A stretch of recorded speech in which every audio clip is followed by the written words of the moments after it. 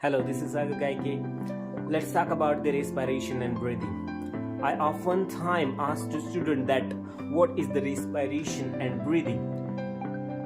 Most of the time they get confused in these two terms. Why do they confuse in these two terms?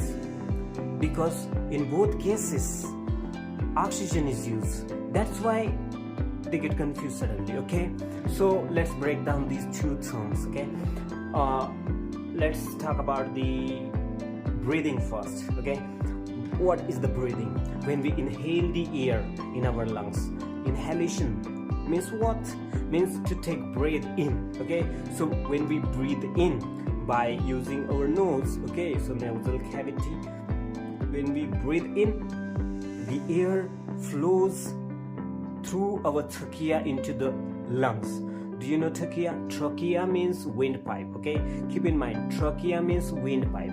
When we inhale the air, or we can say when we take breath in, when we breathe in, the air flows through our windpipe or trachea and it reach into our lungs. There is a place in our lungs, we call it alveoli. Okay, in that surrounding, in that alveoli, there are small capillaries. So capillaries means blood vessels. Okay, there are three types of blood vessels. We know that: arteries, veins, and capillaries. Okay, so capillaries are very smallest blood vessels. Okay, so they help to exchange the oxygen and carbon dioxide. Okay, so when the oxygen reach into the alveoli, that oxygen take place of carbon dioxide, and carbon dioxide, when the oxygen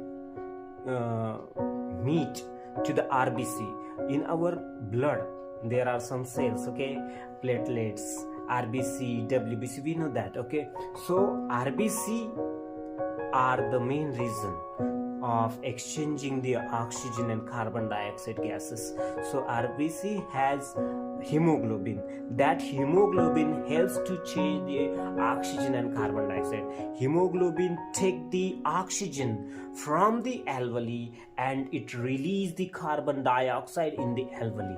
Then when the lungs contract, the air flows out or get out from our nasal cavity, from our lungs.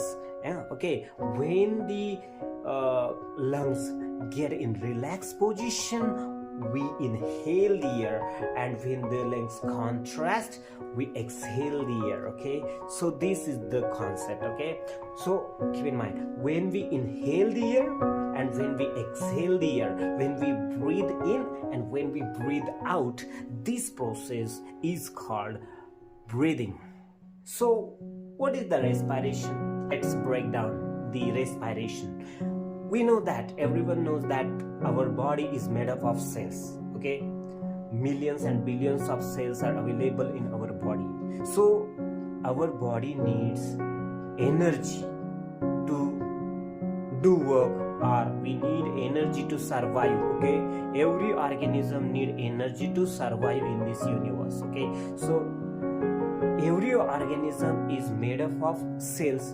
In that cell there are some cell organelles. Okay, so we are talking about the cell organelle mitochondria. Okay, so there is a cell organelle, we call it mitochondria. Okay, so mitochondria takes oxygen and glucose and it combines together. Okay, mitochondria combine the oxygen and glucose, and then they start burning in mitochondria, and due to the burning we get the product carbon dioxide. We get carbon dioxide, we get energy, 36 ATP. Okay, adenotriphosphate, we get energy in the form of ATP, we call it ATP, adenotriphosphate. Okay, and we get water. Okay, so excess water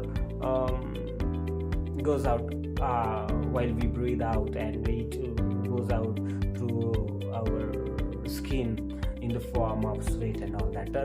Those are the different things. So what is the respiration? Respiration means what? To produce energy by using oxygen. Okay, what is the respiration? respiration means to produce energy by using oxygen. Okay, so in our body there is a mitochondria.